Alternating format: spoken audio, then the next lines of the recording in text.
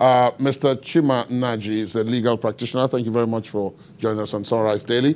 Of course, we have here Dr. Ozan Weze. Thank you so much. He's an economist. Thank you so much. You've been listening to Honorable Oyewife. 70 of his colleagues and himself have introduced this at this point in time, and he's enumerated some of the reasons behind them introducing it. But my colleague Nelta had mentioned that some of those who had listened between yesterday and today had said that to some extent there seems to be an angle of spite in this, and it's a further fallout of the not so cordial relationship between the legislative and executive arms of government. But be that as it may, let me start with you. What do you make of this proposal? Well, I think it's long overdue. I say kudos to them for having the courage to introduce the bill. And I believe that the system needs to be crashed. It will never work. You mean the presidential system? Not even the parliamentary system will work. Because the parliamentary system was not given enough time to know whether it works or not. I'm not even concerned about the title, the name of the system we're going to practice.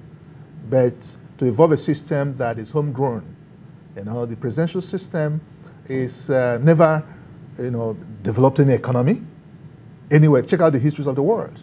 I've been studying, how nations, grow and formed and grow for years. I have not come across where, one system, like the democratic presidential system or this thing, you use it to sustain a developed economy. Check out our economy, the size of our economy, 300 and something billion, and check out the cost of running this system. It's not going to work. We're wasting our time. The earlier we crash this, and if you check other African countries, who gained independence from colonial masters, you see that they adopted the system and all that. It's only Botswana that was able to have a homegrown, pick the few things that were good in the colonial system and all that, and but their own culture, their own heritage.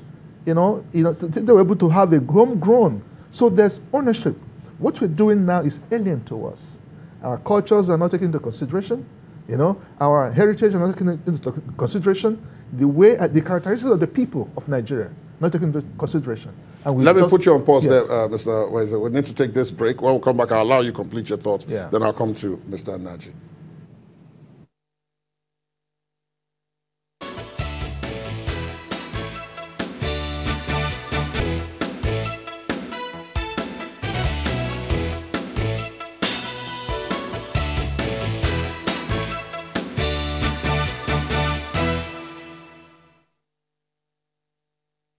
All right, thanks for staying tuned. Welcome back. It's Sunrise Daily. I think it's a good time to say thank you very much to Honorable Oyewife. Honorable Oyewife, thank you very much for joining us on Sunrise Daily today. Your proposal, of course, will be further discussed. We've got two other guests in the studio here in Lagos who will also take a much deeper look at it. We want to thank you for giving us the explanations, the ideas, the principle behind it. I wish you luck. For all you know, it may be possible that it could get passed before June 8th, 2019. And at that point, we'll invite you back to come and toast it with Nigerians. Thank you so much for joining us. All right. Here, of course, we have Mr. Chima Naji, who is a legal practitioner, and Mr. Austin Weze, who is an economist. Mr. Weze, you were about concluding a point because you said no economies that grew have done so under a presidential system of government. Yeah. Or the kind of liberal democracy that we pretend to practice. It has always evolved out of the, the building, part of the building process of the system. The democracy, liberal democracy like the US, they also grew out of. They didn't start with democracy they won. It's based on the culture, based on the workings of the system that they were able to build. France also, different kind of democracy. Britain, monarchical and all that. So you find that all these people had their cultures, their heritage, put together, built into it, so that they have that sense of this. But it's only in Nigeria and Africa as a whole that strange and alien systems that are being put together for us to practice. So it is a huge burden on us. We cannot sustain it. The presidential system that we run, we cannot sustain it because our economy is not developed. And you need to deepen your economy to be able to use this kind of system to sustain it. The country is rich, but the people are poor. Okay.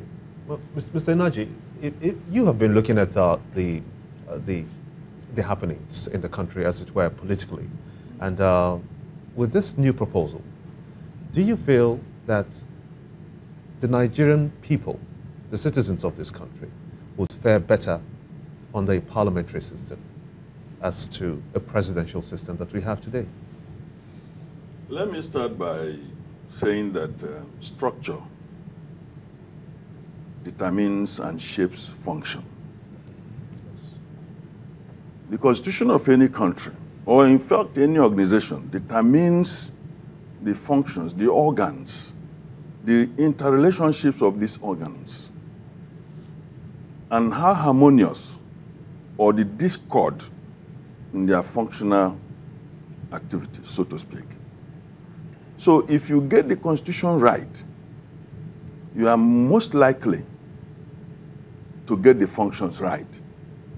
And when I say get the constitution right, I have at the back of my mind the allusion to culture, because constitution is supposed to evolve. It's an evolutionary thing. Practice what you preach. What you preach is usually in accord with your thinking, your cultural milieu, your experience. So you preach that. If you are preaching non-violence and you begin to engage in violence, you will easily be caught. Because there's a discord, there's a discordance between what you're practicing and what you're preaching. But when you have this functional harmony that is rooted in structure, that is highly ossified, but with a certain degree of flexibility to respond to changes within the environment, then you don't have problem. Now, having set this conceptual framework, if you look at the labels, political labels, that's what it is.